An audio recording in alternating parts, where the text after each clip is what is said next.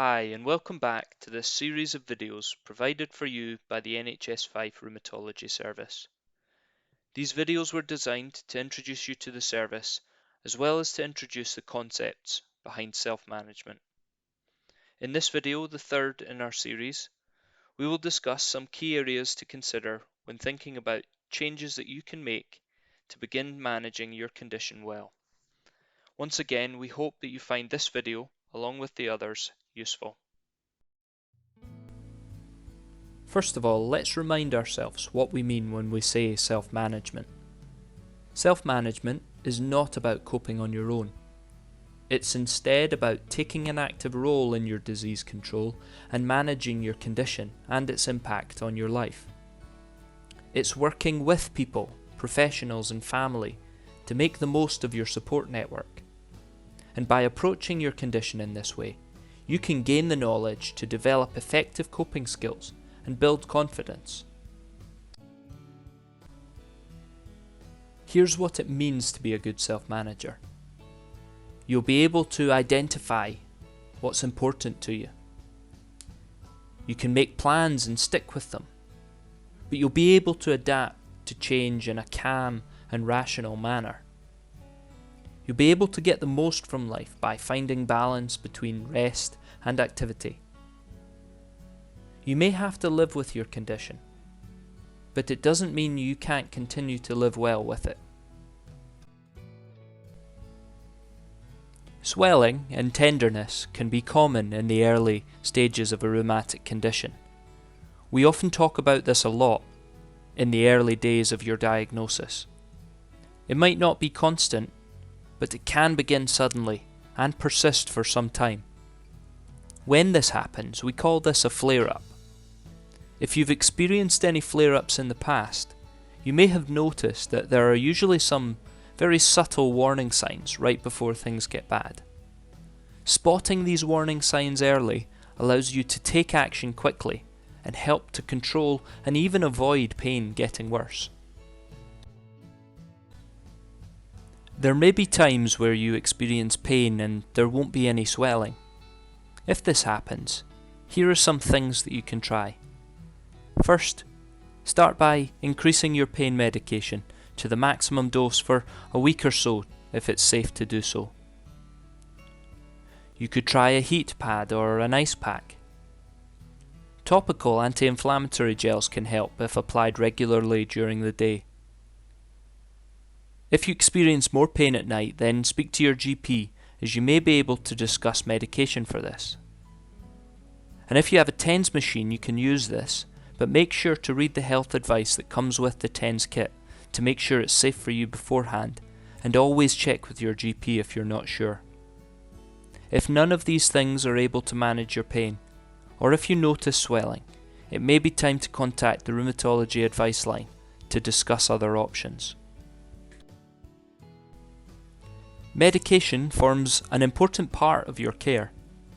There are different options available, and finding the right medication for you can go a long way to controlling your inflammation. You'll be offered a session with someone in our team to provide you with more information about the medication that you've been prescribed. Being consistent with your medication helps to manage your condition effectively.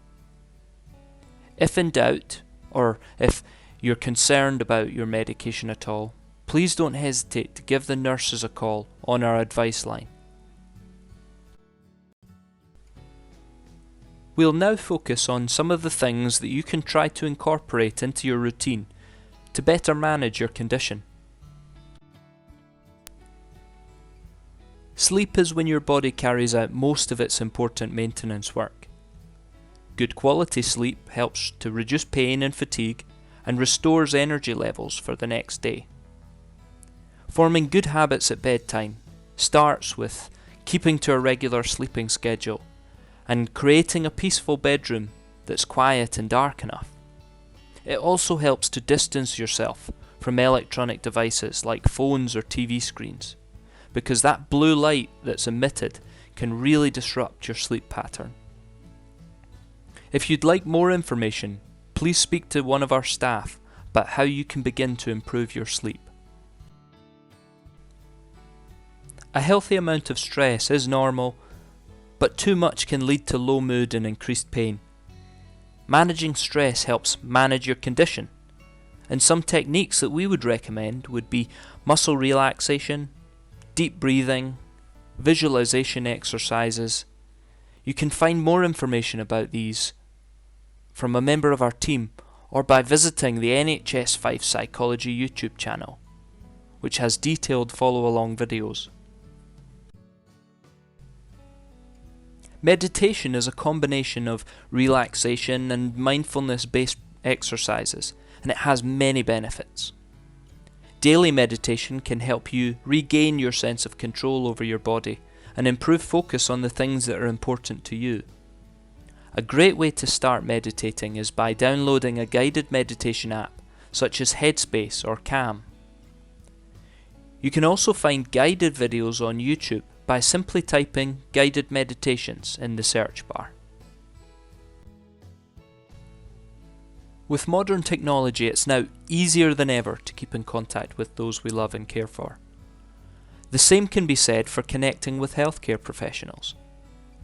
There are a range of ways that we can offer support, from phone and video calls to online group workshops. There are also many websites, forums, helplines, and services available online. This can be a great thing as it helps to build up our sense of community so that you can always feel supported, no matter where you are. What we put into our bodies plays a big role in how we feel and how much energy we have. Think about a car. You fill it with the right oil and fuel, and it will run smoother for longer. Our bodies are a lot like this. With good nutritional habits, we can keep our muscles strong and our joints protected. To make sure that you're making healthy choices, aim to eat foods that are lower in processed sugar and saturated fats. Having healthy snacks nearby, like fruits, can be a sweet treat that are packed with nutrients and much less calories than snacks like crisps or biscuits. When you're living with a rheumatic condition, smoking can increase the risk of damage to your body. If you currently smoke, first consider cutting back on the amount you smoke per day. You might want to invest in trusted replacements like patches or gum. You may also want to try and find distractions to occupy your hands. And you can always speak to your GP or a member of our team if you'd like further support, or go to the NHS Quit Smoking website for more information. Exercise and daily activity is important to maintain both your physical and your mental health. Find something that you enjoy doing, and find someone, a family member or a friend, to exercise with. Set goals for yourself. This will help you to stay motivated.